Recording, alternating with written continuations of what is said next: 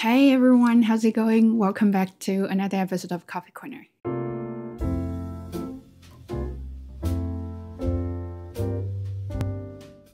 Hey, you want to sit? Yeah. You want a high five? High five. Okay. So today, as you can see, your Bob is wide awake. That's because I didn't take him for a walk, and he still feels sleepy. I got a few comments about Bob and why he's always sleeping during my video. First of all, I always take him for a long walk so he can leave me alone to do a video. That's why he's always sleeping in the video.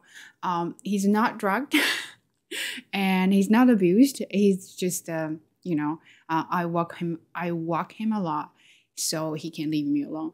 That's the only reason, if you wonder. Also, because he's only sleeping for 30 minutes after the video, he will be wide awake, he will be super energetic, and he wants to play with me. Yeah, that's Bob. Okay, so today's topic is about books. Yes, I'm very, very happy I got my new book. If you wonder, I can show you. This book is like, when I got it, I was like, oh my god, this will be a perfect Christmas gift. Look at the color, the red and the green is like my sweater, if you notice, that it's very Christmassy.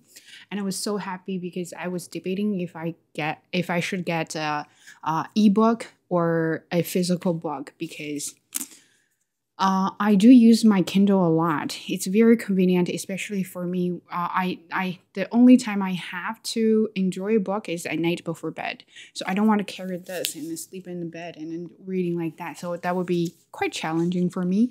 But because this is a new book, I can't really find free download. So if I want to buy it on Apple Book and on Amazon or any other bookstores, the ebook costs $16.99. So it's almost it's actually plus tax. It's going to be like $17 or $18 for ebook. But this book was on sale for $24.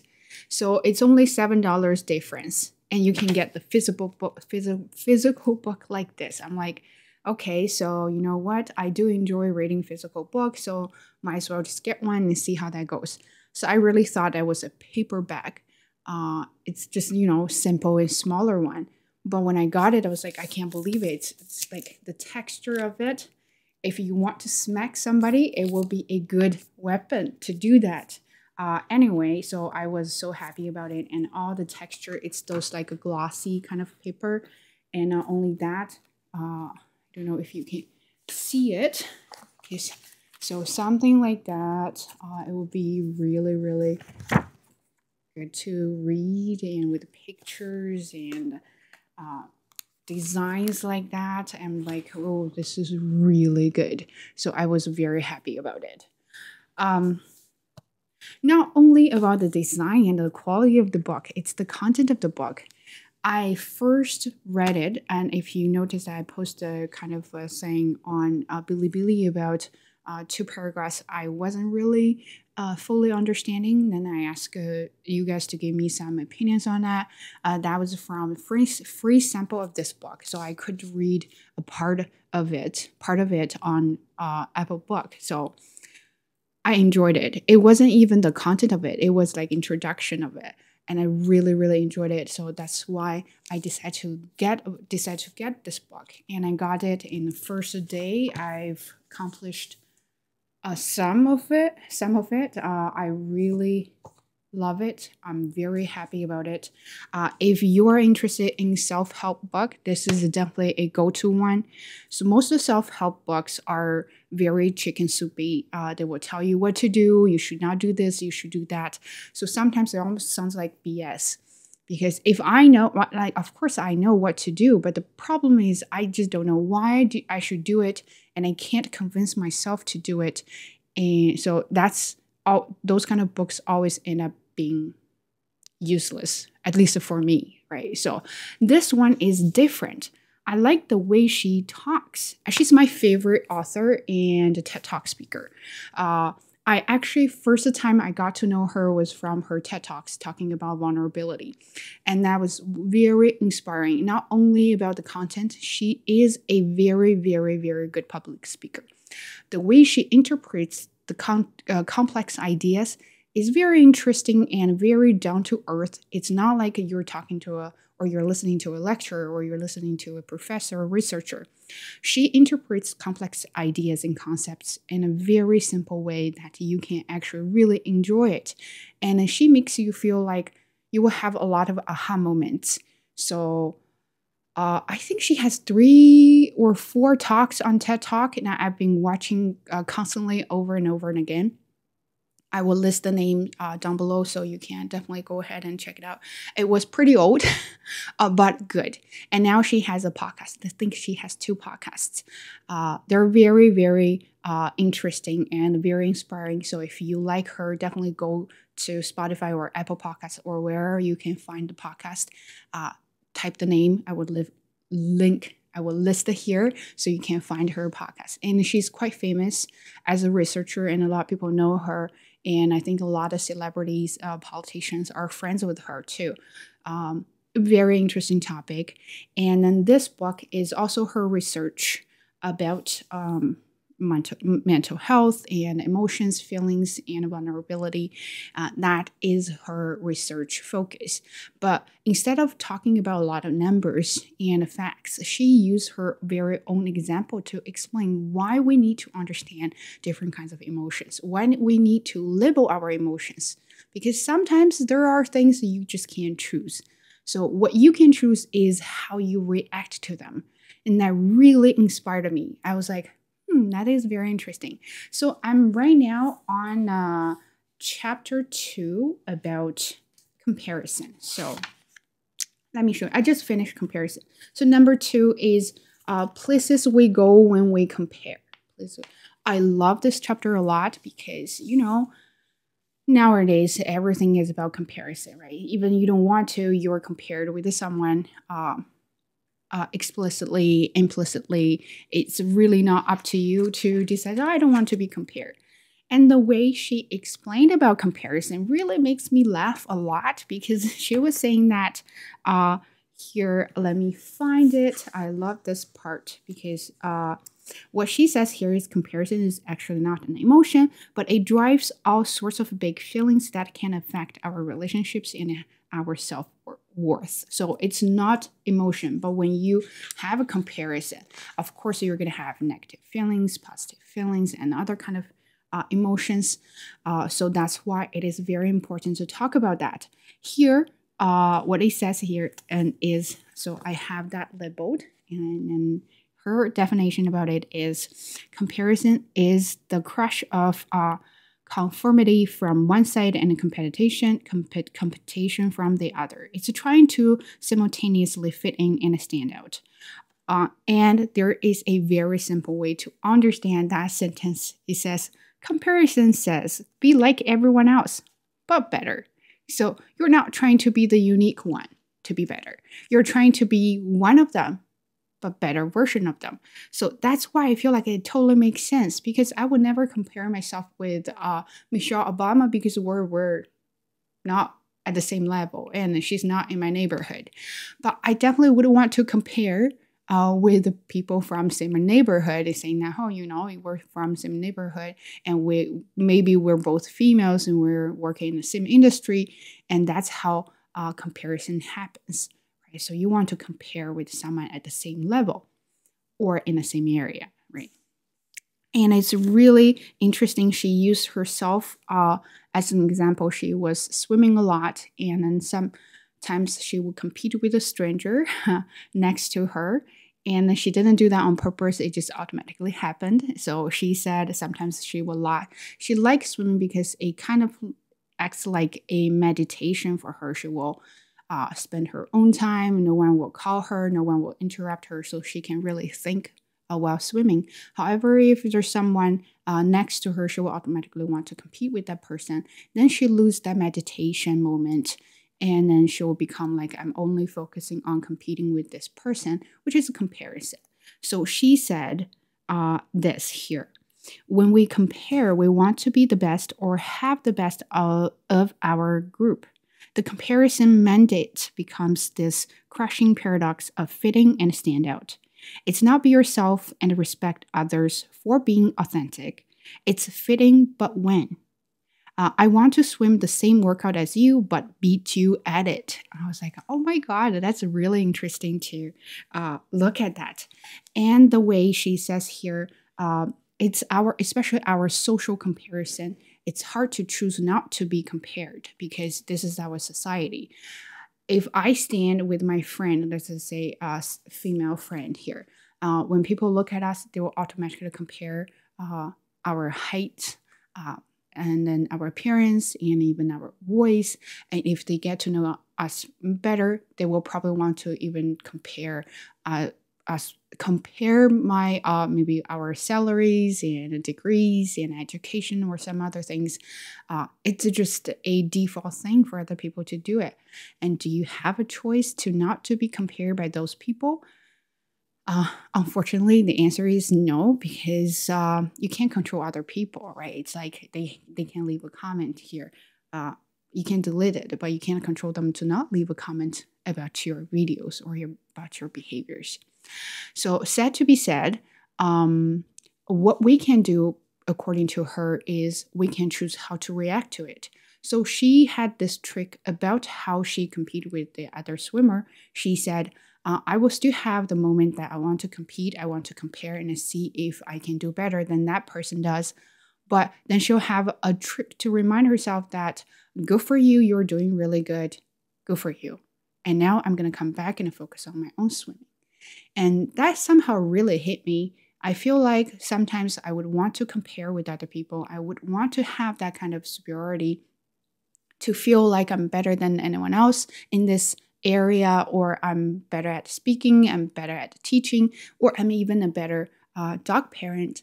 But then what, right? So at that moment, am I happy about me being better at a lot of things, or I'm just kind of like have the default, I just want to be better for the sake of being better?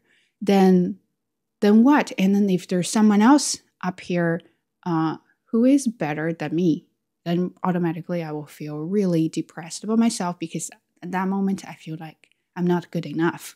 And of course, that will give you motivation to work harder. But then wouldn't you feel like you're constantly working harder for what? Right? For your own goodness or for other people? Right? That's what I was really confused about my motivation working hard. I feel like sometimes I'm not working hard for myself. I'm working hard for my parents, for other people, to finally get them to say that you're the best or you're better than anyone else.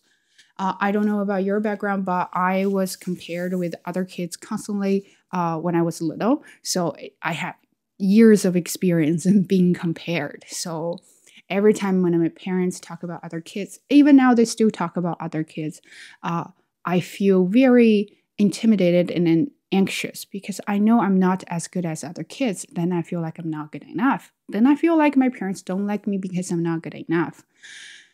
Well, that will really bring me to a circle that I feel like I just could never work hard enough.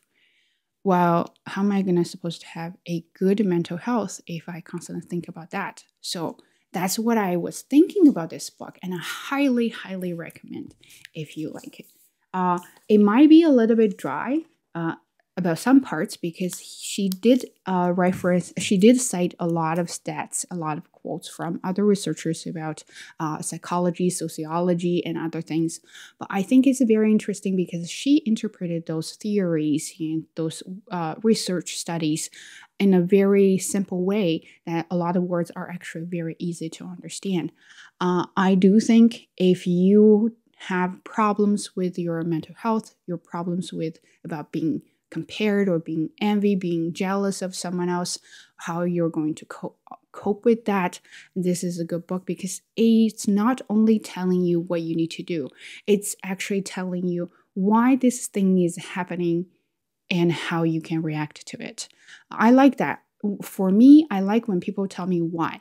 When there's a reason, then I have a motive to solve the problem. But if you're only telling me what you need to do, I always feel like, yeah, I'm unwilling to accept this. I'm unwilling to do it because I know it doesn't make any sense to me. So this is a really good book for me. I really recommend. But I will keep talking about this book while I was reading along, so you will see a lot of notes about it. Another thing about talking to strangers, that the book I just finished. I really loved the book. It took me a while to finish that.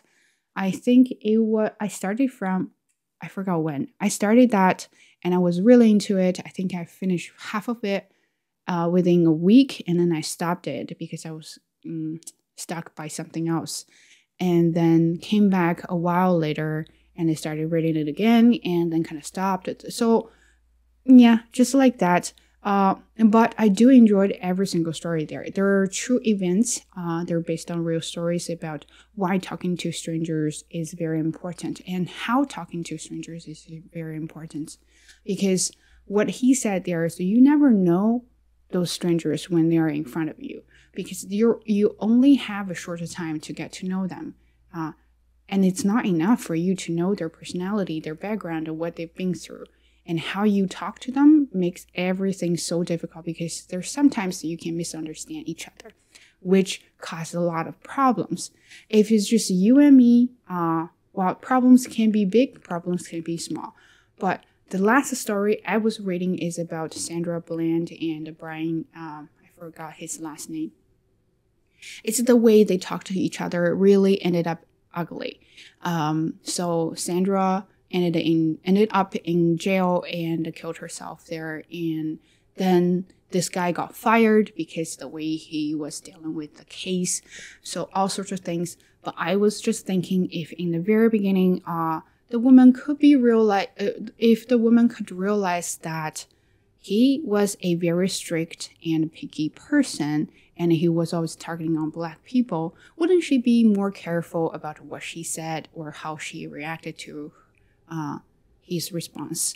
And if this police was more aware of Sandra's emotions and behaviors, or even some get to know what happened to her that day, wouldn't he react too aggressively that moment to see that, you got to get out of the car or I will remove you? And then finally he put her in jail, and then she just couldn't stand it and kill herself.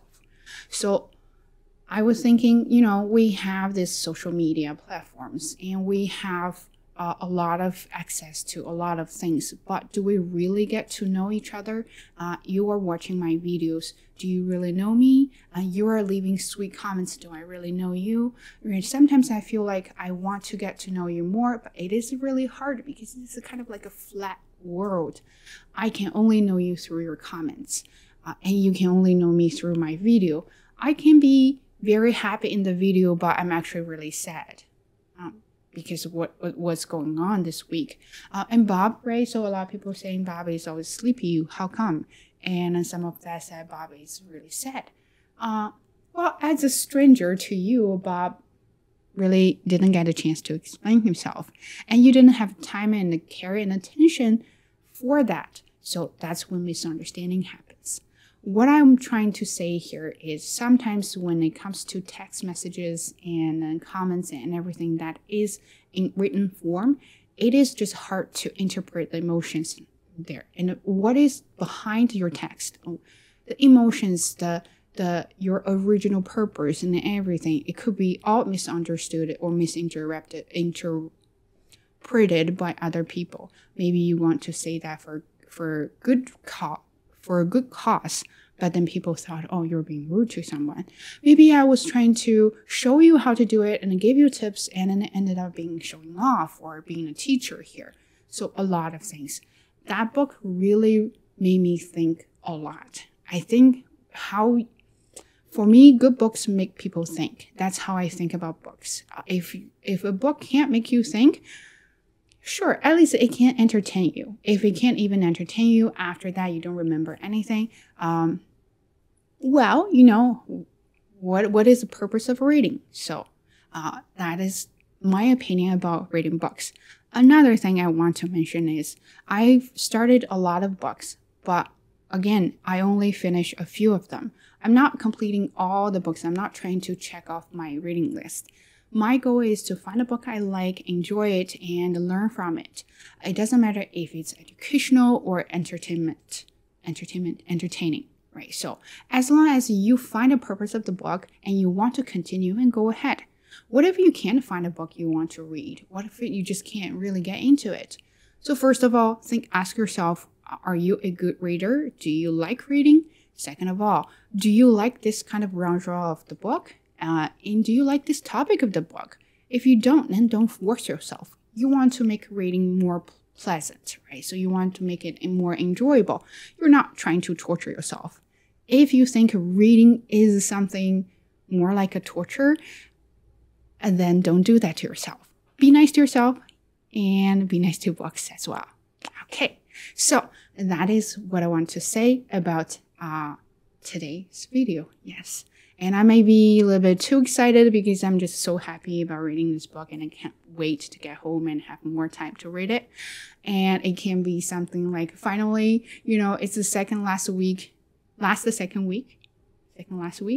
of before Christmas. So I can't really wait for my holiday coming.